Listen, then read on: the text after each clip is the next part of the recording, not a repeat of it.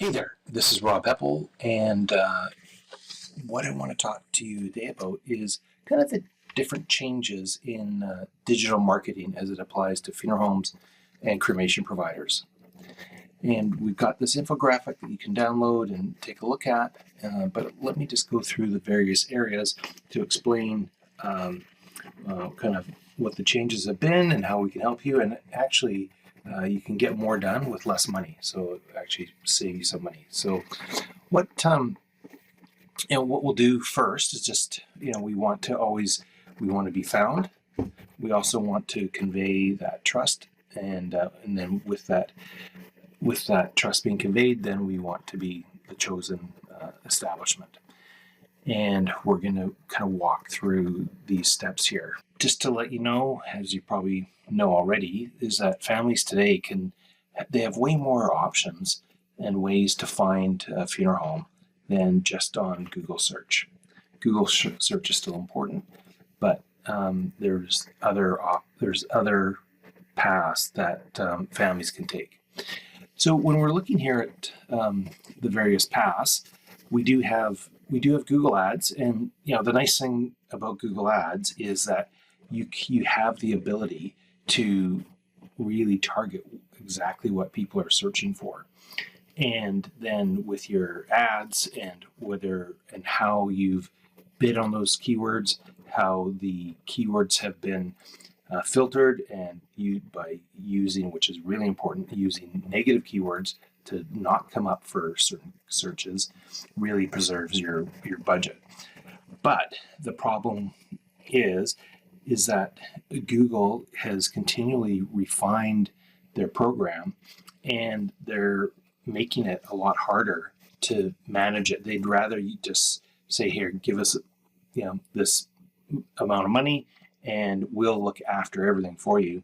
But they don't they don't understand that we don't want searches about obituary notices, and we don't want searches about songs or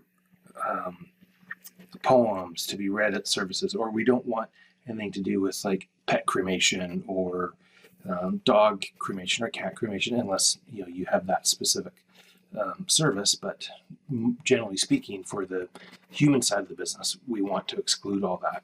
So we're constantly working with the account to really fine tune it and say we want this search, but we don't want that search. It's still very important, but it's now there's other ways of people finding you. So you want to still be on Google Ads, but you want to make sure that you've got the other areas covered. So then when we kind of move to the next section, we've got the Google Business Profile Pack. So there's that 3-pack that you see usually at the top of local searches. And this is where people can they can come and visit your website. They can just dial your number right from there and continue on. So you want to make sure that you're relevant and you want to be in that top 3. Then there's organic search, so kind of lower down below the map, you want to have your organic listing there. And this is where you're going to have people, now they might be searching kind of what we would call a longer tail keyword, or maybe there's educational questions, like they're asking a question, and if you have FAQs, you can you can help get answered. You can help by being answered there, and then and then also too, whether it's ChatGPT, or Claude, or Perplexity, but even Google now has their AI at the top of their search. And if you look closely, though, at this time, on the right is they're actually referring to specific websites as where they've gotten this information from. So they're not just generating the information themselves; they're pulling it from somewhere.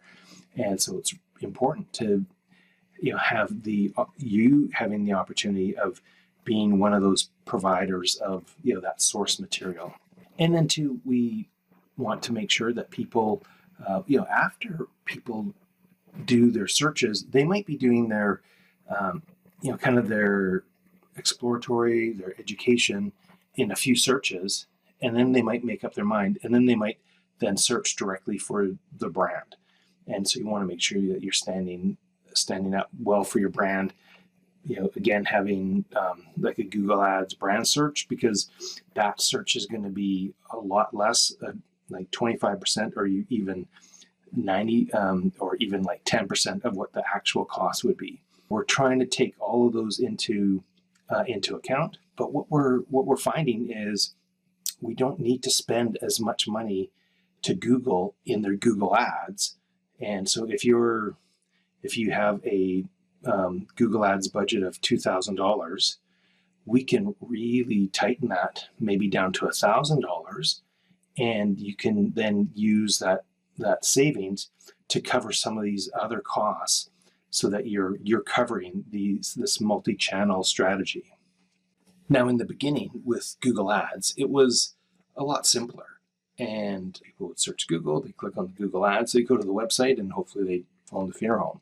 But there are some negatives where if you have to pay for every time there's a click, and again, that's where we really work hard to make sure that they're not clicking on searches that don't equal a purchase, or or using your funeral home. So they might be searching for obits, and they can find you organically, but we don't want to have to pay for that. Just as a very basic example.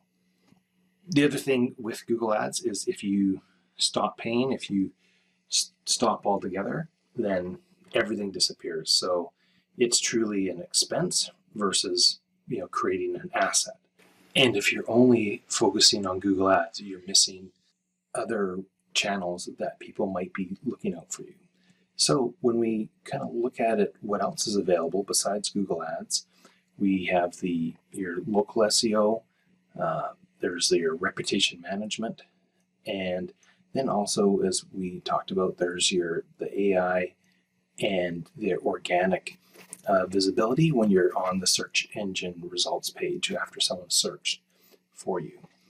And today's consumer is, it's just not, they're just not following one path. They're following many different paths. They're kind of scattered over, or they might be, looking at, they perform a search, but they see the 3-pack, but in the 3-pack, they're also going to be seeing the number of reviews online, and it's not just your rating out of 5. It's just not your total rating.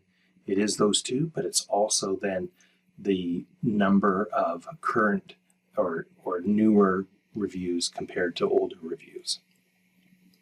So you need to have a system where you're constantly getting new reviews and building that up. So then when we take a look at this donut chart of where the different searches are coming from, and this is a generalized breakdown that's going to be a little different in everyone's areas, but you've got your business pack, you've got your organic, you've got your Google Ads, and then the AI overview, and then those direct searches. So we want to be covering everything, not just one portion of where those inquiries are coming in. So by putting together this multi-channel strategy, you're going to get increased visibility. People are going to see kind of your greater trust and credibility. You're going to end up with more calls and more inquiries. As I said earlier, you're going to get better ROI because you're not having to spend as much money with Google. You do have to spend it, in other areas to get some of these other channels working and maintained. But the process is, this multi-channel approach. And then it does help for long-term growth too. So when you're building the local SEO portion, those new articles, those new FAQs that have been created, and what we do is we create those in on a monthly basis. We're creating a new article, we're creating new FAQs, we're creating additional social media content. All those help build up your new content, and that content's going to stay around. And then it becomes more of an asset than just as an expense. So if you're ready to future-proof your marketing, let's create a customized multi-channel strategy that puts your funeral home in front of more families more often today and for the years to come. Reach out to me at funeralfuturist.com/meet, MEET, or send me an email at robin@funeralfuturist.com. Thanks for your time today, and I hope to talk to you soon.